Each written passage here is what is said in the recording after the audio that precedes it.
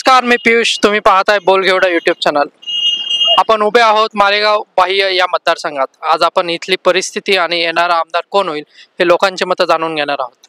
कृपया बोलगेवडा ह्या निष्पक्ष यूट्यूब चॅनलला सबस्क्राईब करा आणि व्हिडिओ जास्तीत जास्त शेअर करा. मतदारसंघातली एकंदरीत परिस्थिती काय वाटते? यंदा कोण होईल आमदार? चांगली परिस्थिती दादासाहेब भुसेच होतील. हो, मागच्या 5 वर्षातले काम त्यांचे 5, 10, 15 भरपूर काम आहेत. एवढे काम आहेत की सांगायला वेळ नाही. एवढे कामं केलेले आहेत आणि होणारे पण कामं चांगले आहेत साहेबांचे. पक्ष बदलताना काही परिणाम नाही होणार यावेळेस? नाही, काहीच नाही. पक्ष बदलायला काही हेच नाही. टफ फाईट होईल का वन साइड? नाही, साहेबांचं चांगलं आहे. साहेबांबद्दल वातावरण चांगलं. काय नाही, व्यवस्थित आहे, एकदम व्यवस्थित आहे. सर्वांच्या दुःख सुखाला ती कळल्यावर लगेच आलं होतात. हा, काम बी त्यांच्याकडे कोणी गेलं तरी ते त्यांचे निवारण करतात. हो, 100% 100% हे होणार दादा फाईट वगैरे काही नाही. वन साइड होणार. वनचे तुम्हाला काय वाटतं? बोला. 24 तास जनतेची सेवा करता येते आणि त्यांच्या ह्याच पावतीने त्यांना चांगला भरभरून विजय मिळत हीच गॅरंटी. एकदम भारी. दादा भुसे सारखं काम कोणीच केलं नाही मालेगाव तालुक्यामध्ये. नंबर 1 माणूस आहे. एकदम 100% येणार म्हणजे येणार. 23 तारखेला त्यांचा विजय. बस एवढं. असे काही एकंदरीत कामं तुम्ही सांगू शकाल का त्यांचा विजय हा फिक्स वाटतं? आमच्या गावातले रस्त्यातले काही येत शाळा वगैरे म्हणजे मस्त शेळं वगैरे. हो, स्कीमचे जेवढे ना ग्रामपंचायत सर्व स्कीमा त्यांनी वापरल्या. एकदम भारी काम आहे. त्याच्याशिवाय पर्याय नाही आम्हाला. शेतकऱ्यांसाठी म्हटलं तर आमचे भुसे साहेबच.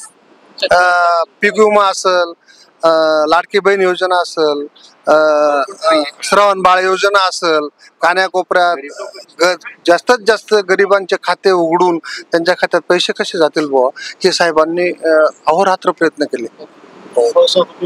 आणि 100 रुपये भांडे पण दिले गोरगरिबांना. त्यांनी कोरोना काळातले मदत वगैरे सर्व. कोरोना काळात तर त्यांनी ज्यांना पाहिजे, ज्या लोकांना मदत पाहिजे त्या वेळेस स्वतः साहेब उठून गेले. कार्यकर्त्यांना सांगितलं की त्यांना पाहिजे तिथं मदत करा आणि खूप मदत केली त्यांनी कोरोना काळात. पण आमच्या मतदारसंघातले दादासाहेब भुसेंची हवा आहे आणि साहेबांनी खूप विकास पण केलेला आहे.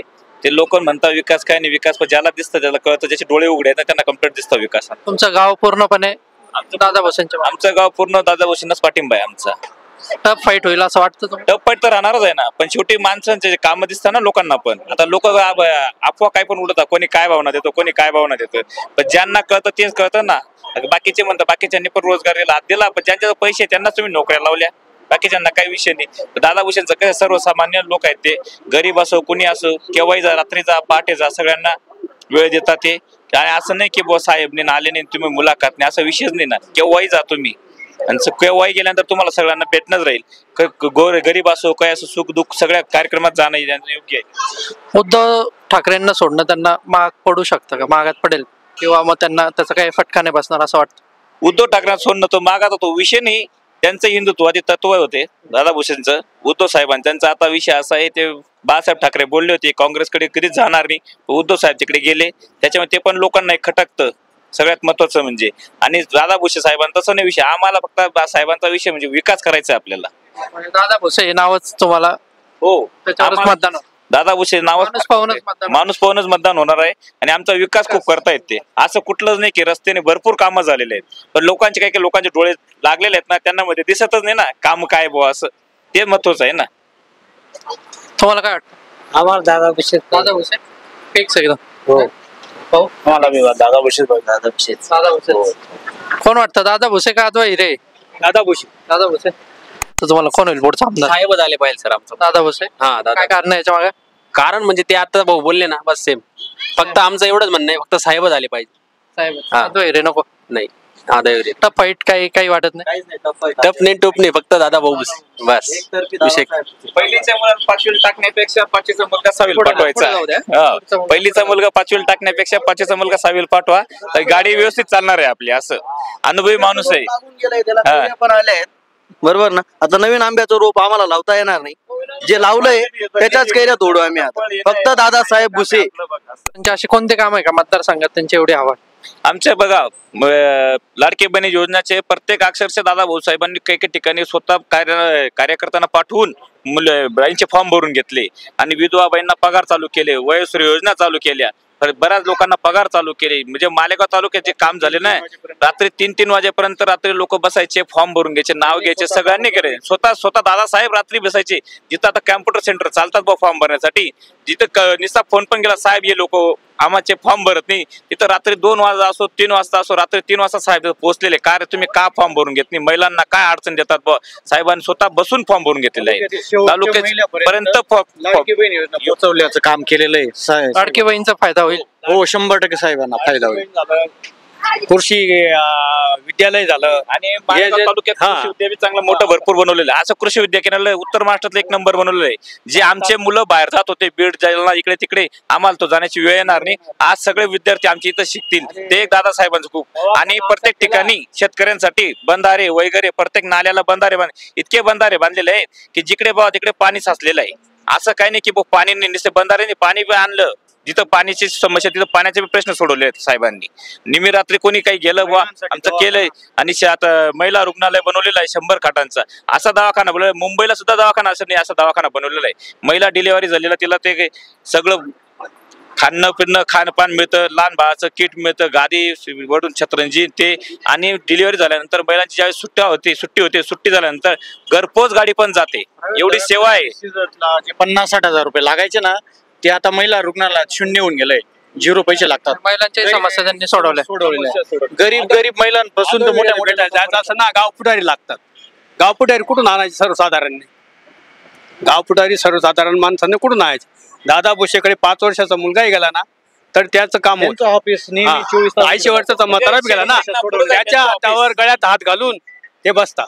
बर का सर्वसामान्य लोकांमध्ये बसणार उठणार नेता. शनी शिंगणापूरच आहे त्यांचं ऑफिस. शनी शिंगणापूरला कसं दरवाजाला राहत नाही काय, तसंच आज साहेबांचं ऑफिस आहे. तुम्ही केव्हाही या केव्हाही जा, 24 तास उघडं राहणार आहे. एवढं लहान मुलाने 2 वर्षाच्या मुलांनी पण हात दिला ना तरी साहेब थांबतील. थांब रे, त्या मुलांना हात दिला जाऊ काय काय विचारतात, कड्यावरती घेतात. असे मन मोकळे साहेब असे कोणी मिळणारच नाही आम्हाला. पक्ष कोणता असो, दादा भुसेंचं नावच आहे.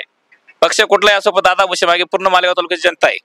आमच्या गावात पूर्ण पाठिंबा आहे. तो तर काही विषयच नाही. मुंगसे गाव तुमचं पूर्ण वनसे गाव. हो आमचे मुंगसे गाव. जेव्हा बात्री साहेब मुंबईहून काम त्यांचं झालं, तिथून 2 वाजता पण निघाले. नुसतं आम्हाला कळालं ना साहेब येत आहेत बुवा, तर आम्हाला कळालं. आम्ही 3 वाजता सुद्धा उभं राहिलो. का रे का उभं साहेब? तुमच्यासाठी साहेब घरी न जाता आमच्याजवळ येतील, तिथं बसतील, गप्पा मारतील, मग घरी जातील. असं नाही म्हणत की चला मला वेळ झाला मी चाललो. हे पण विषय नाही. साहेबांना मोठा पुढारी चालत नाही, गरीब लोक चालतात.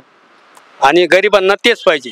इथं सुख दुःखाला साहेब तुमच्या घराघरात जातात. घराघरात हो.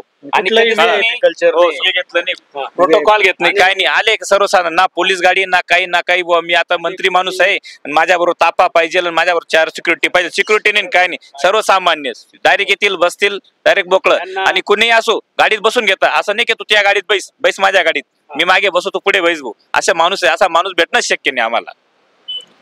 असं ते कुठेही आले, माती असो चिखल असो दगड असो कुठेही बसून घेतात आणि सर्वसाधारणच्या गळ्यात हात घालतात. पुढारीचा हात गळ्यात नाही हात घालत. असं त्या सगळ्या गोष्टींचा फायदा दादा भुसेंना या मतदारसंघात होताना दिसतोय.